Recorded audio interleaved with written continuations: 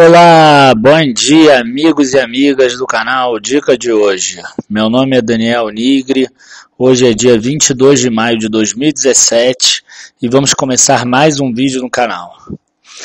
Bom, como vocês já devem ter visto aí nos meus vídeos de final de semana, no artigo, inclusive o que saiu hoje, tá? Vale muito a pena dar uma olhada lá, porque eu estou colocando os cenários possíveis para o atual momento agora da Bolsa dos Investimentos no Brasil. Devido a isso, a gente vai fazer o carteira de maio com algumas modificações na carteira, tá? Vocês vão ver o que a gente colocou e eu vou explicar todo o racional por trás disso. O que vocês precisam saber agora é o seguinte: até esse momento eu usava um cenário em que a economia iria gradativamente melhorar, as taxas de juros iriam diminuir, sem pressão inflacionária do dólar. E agora esse cenário ficou meio incerto. Existem dois cenários possíveis e a gente precisa se proteger do cenário de uma alta do dólar. Então a gente vai focar em empresas ou que tenham receita em dólar ou empresas que não vão mudar a sua receita caso haja uma crise. Ok? Então vamos começar aqui. A primeira empresa que eu vou colocar aqui na carteira é Klabin e eu vou explicar o motivo. Vocês podem ver aqui que ela, em todas as linhas, ela subiu aí nos últimos anos, independente de ter crise ou não. Isso tudo é tirado do próprio site de RI da Klabin, eu vou colocar nos comentários lá embaixo. Tudo que eu usar aqui no vídeo eu vou colocar nos comentários lá embaixo de link, tá? Então aqui o RI da Klabin, a gente vê que a receita dobrou aí nos últimos 6 anos, assim como o EBITDA, assim como os dividendos também. A gente vê aqui que é o importante, a Klabin ela fez um investimento muito grande que demorou aí uns 2 ou 3 anos para ficar pronto, que é o projeto Puma, uma fábrica grande para produzir muito mais. E essa fábrica começou a produzir 100% aí entre o terceiro e o quarto trimestre do ano passado. Vocês podem ver aqui o volume de vendas subiu de 455 mil toneladas para 759 mil toneladas. Isso é o aumento da produção da empresa. Tá? A gente vê aqui que o mercado interno respondia por 64% das vendas e agora é só 46%. E pelo que a gente ouve, isso tende a diminuir cada vez mais. O que isso significa? Isso significa que cada vez mais a receita em dólar vai ser importante para a empresa, porque ela vai operar muito mais no mercado externo. Você vê que no primeiro trimestre de 2017, com o dólar a 3,16, que era a média, a receita líquida da empresa, 60% dela correspondia a esses 46% de venda. Isso tende a se equilibrar se o dólar subir. Ok? E o endividamento dela diminuiu, tá? O que acontece? A gente vê que outras empresas de papel e celulose também vão se beneficiar disso, por exemplo, a Fibria e a Suzano, por exemplo.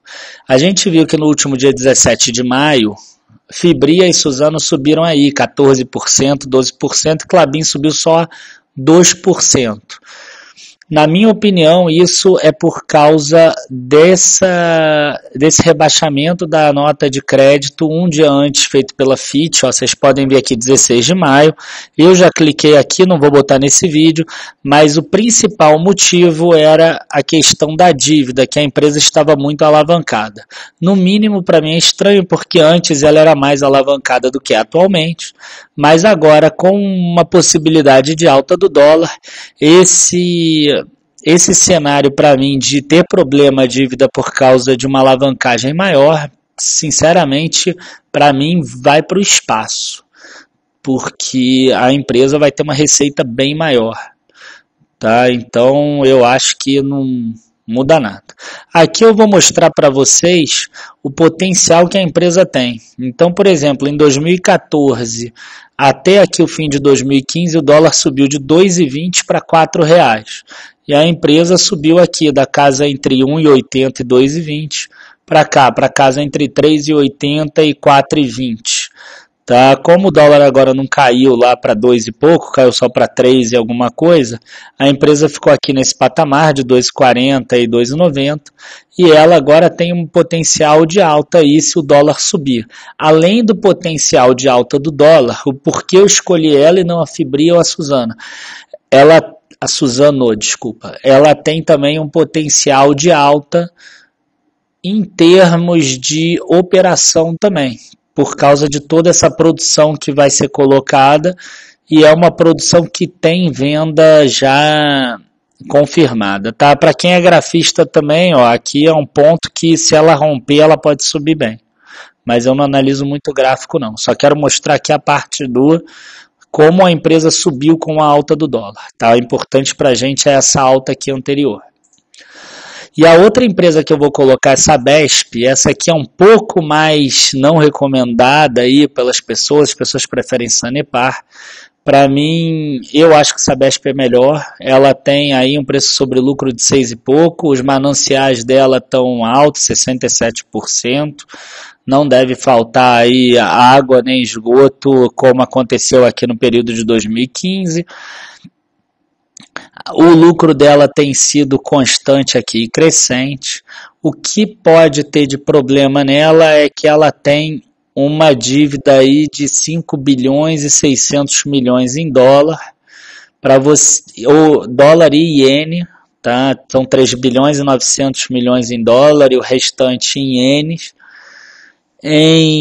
No primeiro trimestre de 2017 agora teve uma queda aí das despesas financeiras na ordem de 111 milhões, porque o dólar caiu de 3,25 para 3,16, então isso dá uma média aí de uns 120 milhões de reais que a empresa perde se o dólar subir a cada 10 centavos. Esse é o risco, mas esse risco está mais ou menos controlado com a adição da Klabin que a gente botou ali atrás, e a gente já tem Vale também na carteira que tem receita em dólar, e vocês vão ver que Vale também não sentiu essa queda toda da bolsa porque o dólar subiu, ela tem receita em dólar.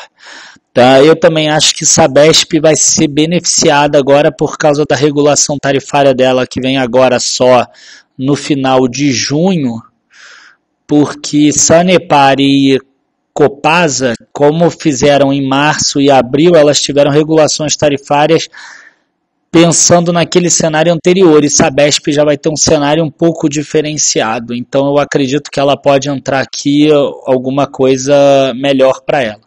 Ela tem uma dívida de 70% do patrimônio líquido, que é uma coisa um pouco ruim em relação às outras, mas o retorno sobre o patrimônio líquido dela é o maior entre as três, o preço sobre lucro dela é o menor entre as três, então eu imagino que seja mais descontado.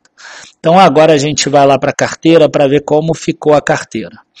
Vale também dizer o seguinte, eu encerrei CVC, tá? Porque eu precisava de dinheiro também, tá? Porque essa carteira eu não quero ficar fazendo aportes ilimitados, porque a ideia é simular realmente uma pessoa física tentando operar na bolsa de valores, então não tem sentido nenhum eu colocar várias empresas.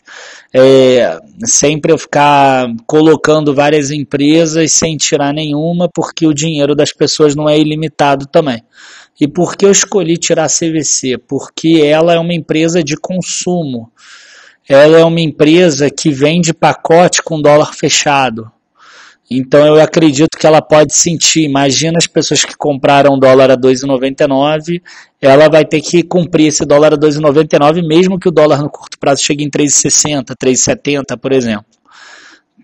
E aí é uma empresa também de consumo, se a economia não melhorar como imagino, se ela pode ter um ou outro problema.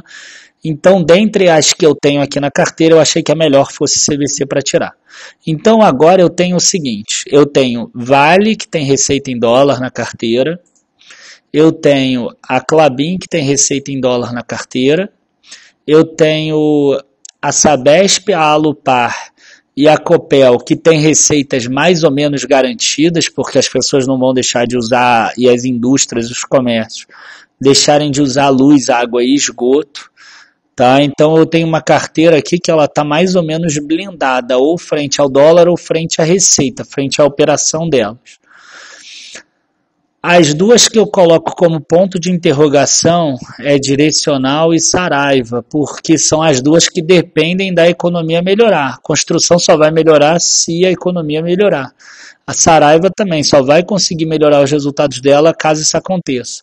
Eu não vou tirar as duas porque são posições muito pequenas de ações que estão muito descontadas frente ao valor patrimonial, então eu prefiro deixar. Como a Vale subiu, a opção de Vale caiu.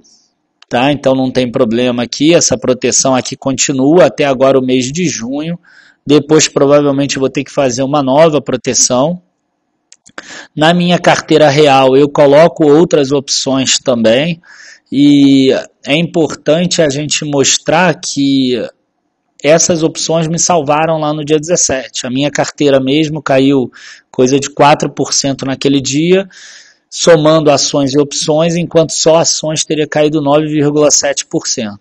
Por isso que eu considero muito que vocês se inscrevam aí no mini curso de opções, deem uma olhada nisso, vou tentar colocar o link para aparecer aqui do lado, acho que vale muito a pena. Tá, e outra coisa que pegou aqui muito também foi o próprio Tesouro Direto, né? E o artigo de hoje que eu fiz vai falar sobre isso, sobre essa questão do Tesouro Direto. Tá? Então o total geral, aqui eu só fiz um aporte baixo de 1.749, diminuindo um e o outro e botando os dividendos. Desculpa, o total geral da carteira diminuiu.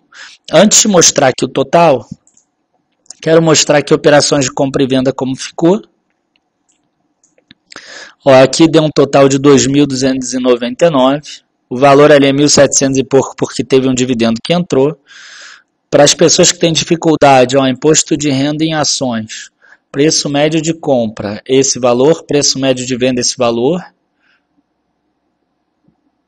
Espera aí, deixa eu corrigir aqui. Esse lucro aqui de R$ 678 ele é isento. Por quê? Porque o total de vendas nesse mês foi abaixo de 20 mil. Se esse total de vendas tivesse sido acima de 20 mil e esse lucro fosse R$ 678, teria que calcular 15% do valor. Tá? E aqui a gente tem os dividendos com uma parte boa, uma notícia boa em relação à Copel. Copel resolveu aumentar os dividendos dela, o payout de 25% para 50%. Então ela tinha já determinado juros sobre capital próprio de 0,98 por ação e ela acabou determinando dividendos de 0,77 extra aqui por ação. Esse aqui vai ser depositado até o dia 30 de junho de 2017, esse aqui até 31 de dezembro de 2017. Então antes a gente ia receber R$ 586, agora a gente tem R$ 1.131. É importante ressaltar que Copel distribuiu para a gente R$ 1,61, ou vai distribuir nesse ano R$ 1,61. As ações já estão sem o dividendos desde 2 de maio, e vejam só, né, o preço dela hoje é 21,10, então esse 1,62 dividido por 21,10 significa 7,67%. Que é um retorno aqui fenomenal em termos de dividendos. Se o lucro da empresa do ano passado foi 900 milhões e está dando isso, se o lucro da empresa aí vier 1,3, 1,4 bilhões, que no primeiro trimestre agora o lucro veio 400 e poucos milhões. Se isso acontecer, o dividendo no ano que vem pode ultrapassar até os R$2, o que daria um yield aí maior do que 10%. Então eu estou começando a olhar com olhos melhores, inclusive para a Copel. Eu não quero colocar ainda nela, como vocês já viram em alguns artigos e aquele vídeo até falando sobre o circuit breaker, é normal até que a bolsa ainda caia mais. Tá? Então agora eu estou mais preocupado em fazer proteções, principalmente em relação à alta do dólar, que é o caso aqui de Klabin e que é o caso de Vale. Já tem 15% de proteção nisso. Se eu começar a ver que o dólar está continuando a subir, eu vou aumentar essa proteção aqui. tá, gente? E ela mesmo vai se aumentar, né? Porque essas duas ações devem subir, as outras devem cair, então elas próprias devem se aumentar já automaticamente. Outro dividendo que foi aí divulgado no dia 28 de abril na Assembleia, 18 centavos de Saraiva, 400 ações aqui, dia 3 de julho vai ser pago. Tá? Aqui a gente tem o avanço do patrimônio. A gente vê que todas as ações estavam no positivo no mês passado, agora a Copel já está no negativo. Mas daquele jeito, né, no negativo, sem contar esse dividendo todo. Se você imaginar esse dividendo todo que foi descontado do valor da ação, ela está positiva. A Alupar ficou negativa e Saraiva ficou negativa. Tá? Vamos ver mais para frente aí, pode ser que pinte alguma coisa aí de Alupar para a gente entrar, para a gente aumentar a posição. O que importa é o seguinte, a gente agora deve ter aí uma entrada boa, deve ter várias empresas que vão dar entrada, tá? Que vão poder fazer com que a gente ganhe dinheiro nelas, o que antes estava dependendo da alta da economia aí. Tá? Eu recomendo muito que leiam os artigos que eu escrevi sobre isso. E para terminar, vamos ver aqui a rentabilidade da carteira. Nesse mês a gente perdeu aqui para a Bolsa,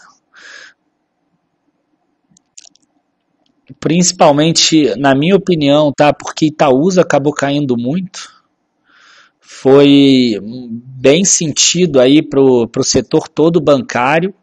Caiu de 9,59 para 8,85. As outras ações nem são tão relevantes assim, as que caíram muito. Ó, por exemplo, Saraiva caiu de 5,48 para 4,53. Mas é só 1,5% da carteira. Direcional caiu de 5,99 para 5,38, mas é só 2% da carteira, entendeu? Então a rentabilidade só de ações caiu 7,16%. A rentabilidade da carteira caiu 7,67%. Vocês vejam que o título público caiu mais do que as ações. Tá? O título do IPCA 2045, aquele que eu esperava que chegasse em 3,90%. Agora esse cenário é muito mais nebuloso, muito mais difícil de acontecer. E eu escrevi também no artigo de hoje. Precisa ler o artigo de hoje, que vai complementar esse vídeo. Mesmo assim, desde que começou aqui a carteira, o Ibovespa caiu 5,06%. Não, o Ibovespa caiu 2,07%. 5,06% foi esse mês. E a carteira está subindo a 6,28%. Tá? Em cotas, a gente tem aqui o valor da cota, também caindo 7,67%, 5,90%. Ainda existem de dividendos para entrar na carteira, R$ 1.237. Nesse mês foram relatados 2 novos dividendos, R$ 617, e foram recebidos 549,41, que foram os dividendos da Vale e da Ser Educacional. Tá? Nesse período agora, empresas que paguem bons dividendos acaba sendo uma boa pedida também. Tá? Então, gente, o que acontece? Eu queria aí agradecer a todos vocês por estarem acompanhando o canal, o vídeo. Eu espero que tenha tirado aí várias dúvidas. Como vocês podem ver, eu não consegui botar a parte de risco. Vou ver se eu coloco em algum outro vídeo aí mais para frente. Mas realmente eu não consegui colocar aqui, porque senão o vídeo ficaria mais longo. Achei até que demoraria mais. Bom, enfim, agora é aguardar o cenário que vai ser definido aí nos próximos dias, semanas, meses ou quem sabe até 2018. Como a gente não tem como saber o que vai acontecer, a gente precisa se proteger para os dois cenários. Infelizmente agora a gente saiu do jogo de tentar ganhar mais e a gente entrou no jogo de tentar perder menos. Tá? Queria agradecer de novo a todos, curtam o vídeo, compartilhem com os amigos para que eles possam aí fazerem as adequações necessárias também. Se inscrevam no canal e espero que vocês tenham boa sorte aí nos investimentos. Muito obrigado, bons negócios e abraços. Tchau, tchau.